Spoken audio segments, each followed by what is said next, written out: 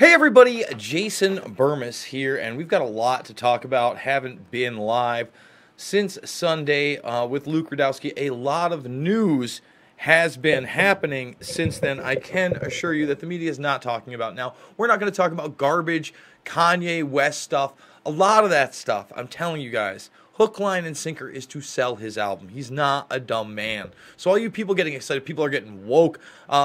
The media hype surrounding this thing and him talking about slavery, it's just something I don't think is necessary to talk about because it's a big publicity stunt to sell albums. Now, what is not a publicity stunt is what's going on with the quote-unquote Mueller investigation. You know, the investigation that, well, let's be honest, isn't much of an investigation at all.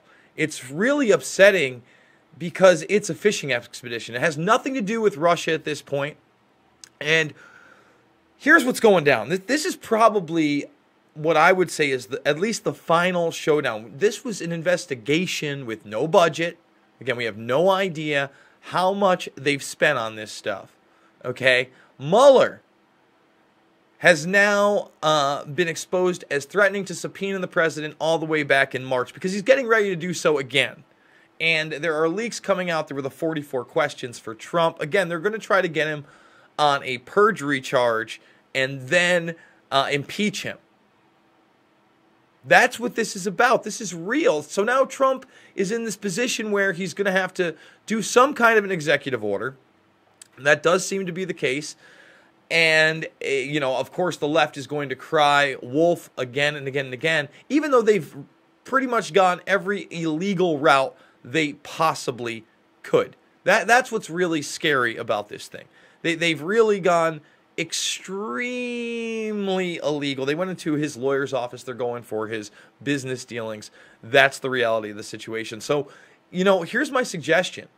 And again, this isn't Trump training, but if you want to get at Robert Mueller, here's the deal.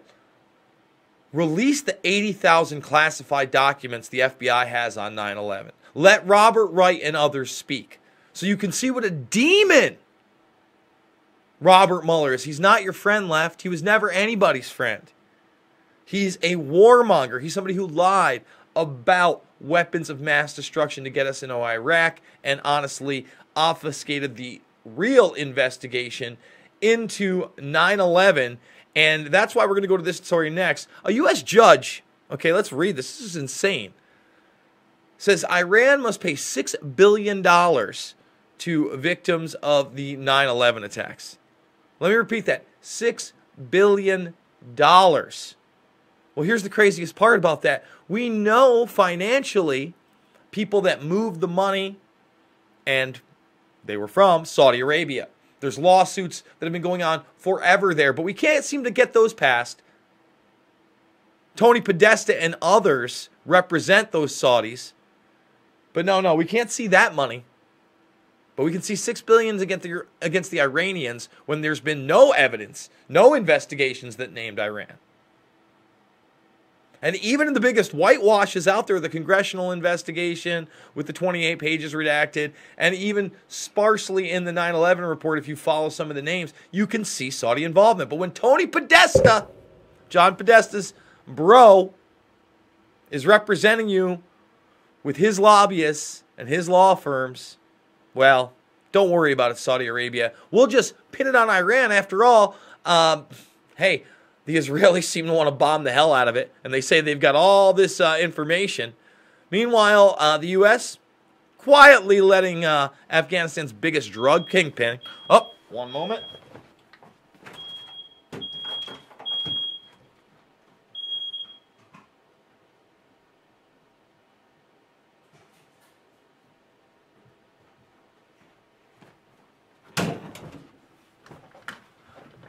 Sorry about that one, folks.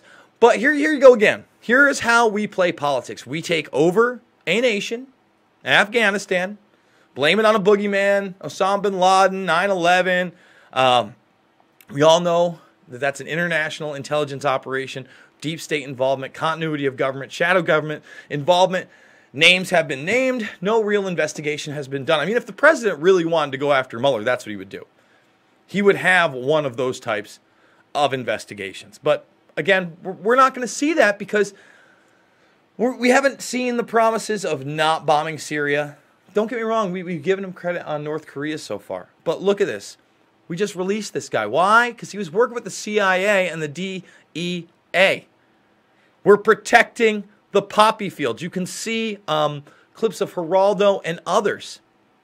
And in my film, Invisible Empire, I talk about how Walid Karzai, at the time, was the largest opium dealer in Afghanistan. He also happened to be Hamid Karzai's brother. Hamid Karzai being the dictator, the U.S.-friendly dictator and ex-Chevron executive we put in power after 9/11. Now, there were many attempts on Hamid's life because maybe he didn't follow the line all the time or he had legitimate enemies in the Middle East. He survived those. His brother did not survive the assassination. I believe he died about 4 or 5 years ago, but it was well known he had a relationship with the CIA and the DEA as well. So it just illustrates that we run the drugs. And when I say we, I mean the deep state. Or whatever you want to call it. Peter Dale Scott, Parapolitics. Check him out. He's really the one that coined these types of terms. Now, as all this is going on, we've got Pompeo, who has now become and been confirmed as our Secretary of State. Well, he's here, and the question is this a good move? It's hard for me to say. You know, this is the ex-head of the CIA. I don't know if he's done Trump any favors in that regard. Has he worked out a deal with North and South Korea? It appears so. So, Trump picking him, but then again, Trump's picked Bolton. It's a tough call. You know, I want to give this guy the benefit of the doubt, especially with what has happened in North and South Korea recently. But, you know, we got to let this run through. We got to see what's really up here. All right, moving on. This should really start to terrify people. Now, we already have drones. We've seen U.S. troops use similar things in Afghanistan against quote-unquote terrorists. But here we have it again. And now Russia has these nice little robots. They're like mini tanks. Okay, here's a nice little pic of it. Rolls right up on you, goes under the building, fires deadly rounds, and assists the military in killing 11 jihadi terrorists. Remember, who's going to pick who these terrorists are? And as these things become more and more automated, we've all seen the video of the robots that are now opening doors. Can you imagine that thing with weapons on it? And, oh, I'm going to be able to fight the robots. You don't understand how fast these things are going to become. How superior physically they are going to be to human beings. They already are. Think about death from above, death from 30,000 feet in a drone you've never seen. And now, you know, death from 3 feet away under the floorboards that you've never seen. It's a scary proposition, and it's one that we certainly have not reined in as a society and set limits and boundaries on, which makes it even scarier.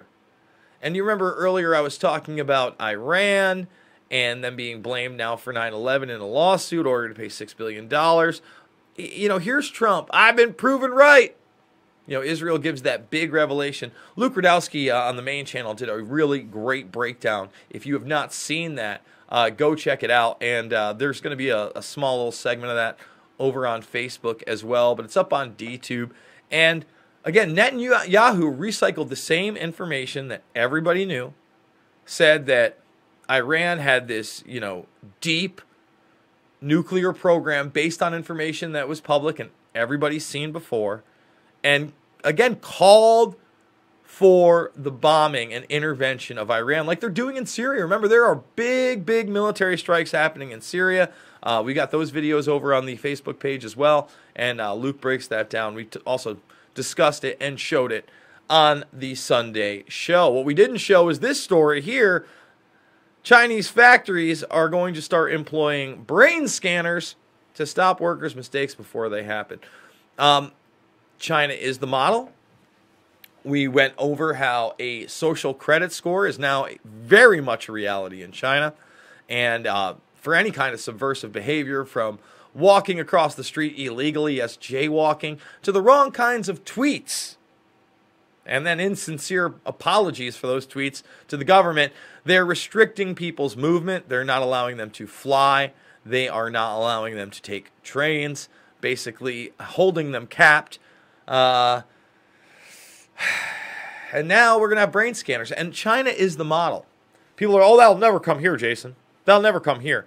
But what you don't understand, and people haven't seemed to understand, is, well, there's been a lot of fear-mongering out there of a totalitarian world government and this just iron-fisted takeover. What you really have is incrementalism. You see, you have a free society like ours, which was much, much, much, much, much freer even 40, 50 years ago.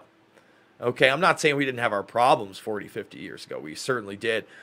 Bigotry, racism, ethnocentrism, jingoism, those kind of things are really, really much worse then and have been worked on. And obviously, our education, our technology has improved. However, you look at something that was really, really bad, like China over here. Okay, totally totalitarian, no blue jeans, really just a total and complete nightmarish type of slave state. Now, you start to westernize them. Give them Coca-Cola. You give them blue jeans. Meanwhile, you start to implement some of the same policies over here in the United States. And the trade starts to go over to this end, okay? You understand how it's happening? And then their surveillance systems become our surveillance systems. As they get our technology, they're able to implement it on our people. And somewhere in the middle, we're going to meet. And that middle ground is not a middle ground at all. Because it'll be an illusion of a middle ground, because all this technology will already be here and in place. So if this doesn't scare you, social credit scores in China for its 1.4 billion people, by 2020, they've already got it implemented with a bunch of people. And now brain scanners in factories. Technology, pretty wild stuff. Now, let's move on just a little bit. And I want to talk about this. Now, a lot of people are out there very angry. They're angry at this woman who did the White House Correspondents' Dinner. Now, I don't usually listen to the media. I saw a couple of the excerpts. Oh, she's being mean to Sarah Huckabee Sanders. Sarah Huckabee Sanders is the White House press secretary. Okay? A White House press secretary that kind of beat out a lot of other people for the job. If you looked at it, she is a bulldog. She knows what she's doing. She's extremely aggressive. I think she's rather good, and I think that sometimes she makes good points, especially when the president's being attacked unfairly. But at the same time, she's a liar just like all of them, and she deserves every bit of the criticism you're going to get at an event like this. Now, this woman, after I watch this, and listen, I get it. I'm not into abortion jokes either, and there are people on the right that they just can't take that. All right, but nobody batted an eye when she made a fat joke about Chris Christie, and 2 seconds later, he's smiling and eating ice cream. That's on the video. You can watch it. You see how there's this double standard, and it's really unfair. And what they're really mad about are some of the big jokes on the media. And she killed it, man. Especially at the end, you know, she talked about CNN, you broke it. That they're, you know, the best thing about CNN is to find out where she should be eating her noodles. You know, the Anthony Bourdain show, hilarious stuff. Made a great Mike Pence, Anderson Cooper joke. Even Don Lemon laughed at it. There was a lot of great stuff. Now, do I love the Russian stuff? No. But her calling out the media for loving Trump and, you know, him helping them sell the books and all that other stuff, brilliant stuff. And yeah, it was a little bit dirty. We're in 2018. There has not been, I would say, anything like this since Colbert did it back in the day, when Colbert wasn't a complete sellout, when he was calling out the president for no weapons of mass destruction, for the media, for helping us get into war. And remember, back then, it's okay to laugh about no weapons under here. They used it in Fahrenheit 9/11. That's a famous one. No weapons under here. Real hilarious that millions of people died. Hilarious. So big ups to her. And if you disagree with me, I get it. Maybe your sense of humor is different than mine, but I would say there was a lot of meaty, political smart content aside from the propagating, Trump Russia thing. And Trump did a Comedy Central roast long before he was president. He's a big boy. He can take it. And you know who's supposed to be a big boy and doesn't seem to be able to take it, and the media is just a darling for him, is the Zuck. They're going to fix Facebook in 3 years. 3 years from now, Facebook is getting fixed. Well, I don't believe that one bit. Let's be clear, okay? What does that mean? First of all, the surveillance state isn't going anywhere. Your terms and service, they're not going to get any better for you. They're going to introduce you all these bull snot tools, which he is right now, saying you can clean your cache, you can clean this. Your microphone is always on. Alfonso software is very, very real, or other ACR software, okay, that is surveilling you all the time. Okay, it's not just Facebook, it's not just Twitter, it's everything. Believe the hype, Snapchat, all that stuff. Okay, this is a reality we live in.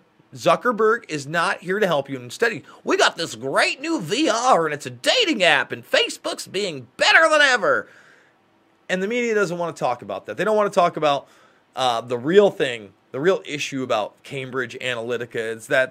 That's common practice as well. The Kissinger Institute's been around forever. These private sabotage groups like Stratfor, they're out there. Private intelligence organizations you can hire for wonderful little things like corporate espionage. Meanwhile, if you think there's going to be any real regulation on how your data is handled, you're out of your mind. You are just in la la land. It doesn't benefit these people financially. So we're going to move on to the next story, and this is a story basically no one's covering, and it's Dennis Hastert, the ex-Speaker of the House, longest-serving Speaker of the House ever, and he still has not handed over James Doe, the original person who he tried to frame after he raped him, and basically had worked out a hush money deal. The feds saw that he was making these weird withdrawals, so they started asking Hastert what's up. He's like, I'm being extorted. I'm being extorted. No, you're paying off the child you raped as an adult, so he won't run you in because you did that to many other people, including somebody allegedly who's had their lawsuit thrown out twice now, who was a fourth grader, and it happened in a school bathroom. That's something the mainstream media doesn't want to touch. That story doesn't want to touch it. You see it in bits and pieces. And if you want to see the motions and you want to listen to the court hearings, this article is up here. Just check it out, Hastert W Spy News, and you can get the real stuff. This is like a press release because nobody will touch this story. They don't want to give up. Can you imagine what his bank and phone records are like? How many people he was paying off? How many people he was still engaged in this behavior with? That's right. These are rings. It's a reality. It's a tough call. Oh, you know what? We're going to move on because it's going to make me sick. This guy's a sicko too. R. Kelly. Time's Up campaign seems to finally be going after R. Kelly. Well, we'll see. He had to cancel one of his shows in Chicago. He keeps talking about rumors. We all know they're not rumors, R. Kelly. We know what the real deal is. Okay? There's just so much evidence against him. Sex trafficking, underage videotapes. We know that he, even though he was found not guilty or the jury was hung, you look at that first case and you see what he did to that girl. You can read about it on the internet. 100% reality. Wasn't somebody else. Wasn't CGI. The girl wasn't 18. You're going down, R. It's going to happen. Vince Staples, big ups to what you did at Coachella. And, speaking of terrible sex trafficking cases, we got the NXVIUM cult. Now, the NXVIUM cult heavily involved with the Bronfman sisters. Keith Raniere in jail right now. Allison Mack out of jail on $5 million bond, but also arrested in this ring. Well, how many people knew that they had a school for toddlers? Now, remember, Raniere, in some of these accounts, slept with, or raped, rather, a 12-year-old girl. Well, why are they involved with a Midtown Miami school for toddlers. It's very bizarre. Very bizarre indeed. And this is very bizarre as well. Roger Stone, who many people are aware of now because he's huge in the alternative media, he actually was involved with NXVIUM for a couple months, apparently, and it's pretty wild. He was brought in, and they wanted him to be a lobbyist. He attended one of the classes. He did not attend, or he attended a seminar. He didn't do one of the classes. He says that they were upset with him. And after being paid out to them, and when was this, 2007? Yeah, I believe so. 2007, he told them they needed a lawyer. Now, do I think that, Roger Stone is in on it? No, but I think that he saw a lot of things that he's not discussing in this article, although he denies that he saw anything that would have made him think sex trafficking. I couldn't tell you that one way or the other, but obviously he saw enough shady things that he said, hey man, you need a lawyer. This is Roger Stone we're talking about. Okay? So think about that. So he knew something was up, and of course he drops the Bronfman sisters' names, and big ups to Newsweek for doing this story and also talking about the Bronfmans. Folks, if you look above me right there, that is Dash Digital Cash. They've been good enough to sponsor us this month. So if you are going to get into cryptocurrency, go get yourself a Dash wallet. Go tweet at them. Get out them at Facebook. Let them know that you saw this video broadcast, and you hope that they support us in the future as well, because it's only through you guys' support from Dash Digital Cash and others that broadcasts like this one are possible. Thank you so much for joining me. We will see you later, folks.